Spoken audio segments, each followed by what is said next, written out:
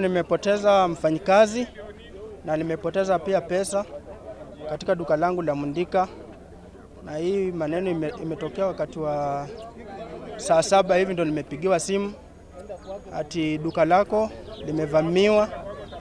Wakati huo nikachukua pikipiki kwa haraka kufika hapa. Nilipofika nikapata mfanyikazi wangu amempeleka hospitalini, amepigwa risasi na watu asiyowajua. Wanasema walikuwa na pikipiki, walikuwa watu wawili, walikuwa kwa pikipiki. Nimepoteza pesa na nimepoteza pia mfanyikazi. Ni uchungu sana. Tumepoteza pesa shilingi 1800. Walikuwa wamemletea asubuhi, aliniitisha pesa, alinipigia simu asubuhi ati hana pesa ya kazi. Kwa vile sikuwa nimefika kazini huko town, nikamwambia ongea na wenzake wenye wako town, wakamletea pesa. Tena baadaye akanipigia simu nimwekee float. Kuna customer ati alikuwa anataka float, nikamwekea float. So hizo pesa zilipofika na zile zingine pia, ndio wakati wao watu walifika pia na wakafanya nini, wakaenda na hizo pesa zote. Mimi ni msusi na tunasikitika sana na jambo ambalo limetokea leo. Imekuwa mida ya saa 7 tukasikia risasi ikipigwa.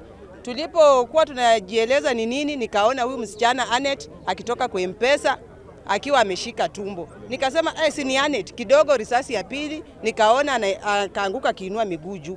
Katika hiyo hali nikaona ameanguka, na watu wakaendelea kupiga marisasi. Hata vijana wetu wa boda wa stage ya Mwembe walijaribu vile wanaweza, lakini risasi wakapiga mahali pale, ndio hao vijana wetu wakaweza kutawanyika. Mwendo wa saa 6 dakika 55 na 6 hivi, kuna jamaa wawili walikuja kwa motorbike. It was a numberless but white in color. Wakapark mbele ya duka ya huyu msichana, na huyu msichana alikuwa amekaa nje amekalia kiti. Na watu mmoja mwenye alikuwa amebebwa alikuwa na bunduki AK47 ameficha. Na Saila alishuka wakaenda direct kwa huyo msichana. Hiyo inadhihirisha wazi ni mtu alijua sura na jina, kwa sababu duka ilikuwa imefungwa na yeye amekalia kiti. Ingekuwa ni wageni pengine wangemuuliza mwenye duka ako wapi, but hiyo kusisitiza kwenda direct kwake ni kama walimjua. So the demand was aingie ndani, na yeye akaresist kuingia ndani. So bila resist, kuna risasi mbili walipiga chini mahali amekaa both sides, ikamshtua akaamuka, wakampiga tai na wakampiga risasi nyingine ya tumbo, akaanza kusikirimu akikimbia. So huyu wa bunduki alienda ndani ya duka na akachukua pesa.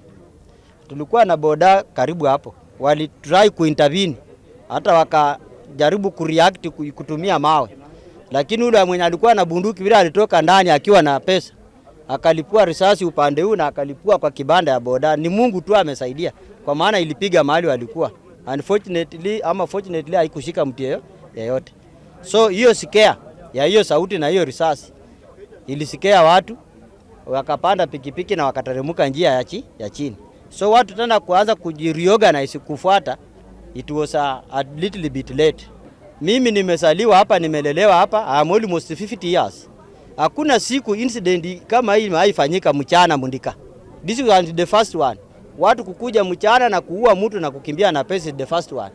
In the past incident tumekuwa na watu wanavamia duka usiku saa 2 saa 4 usiku na but ya Mchana to daytime, since I'm almost 50 years, is the first thing to happen.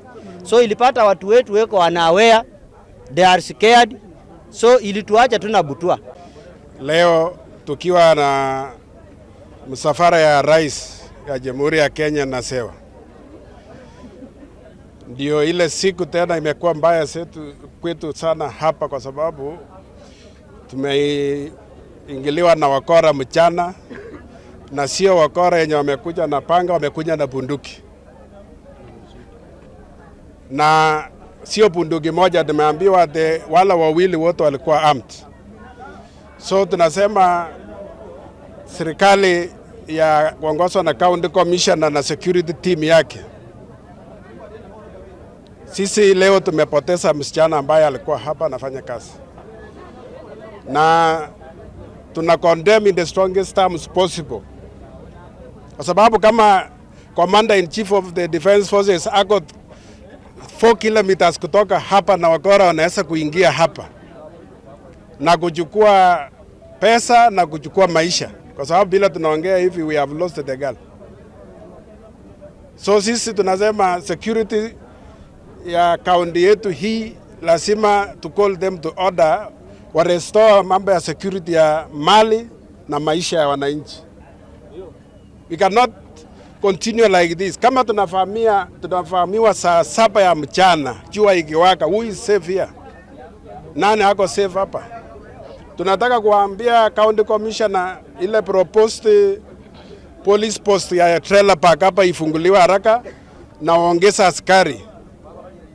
Na ila maaskari wamekuwa wazemba hapa, mimi nimeambiwa kazi yao ni kutafuta mali jangaiko na warembo sijui nini.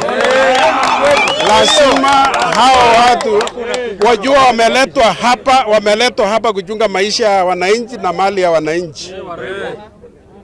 Sasa hawa leo tunaongea hatuwezi kurudisha maisha. Ile pesa imepotea hatuwezi kurudisha.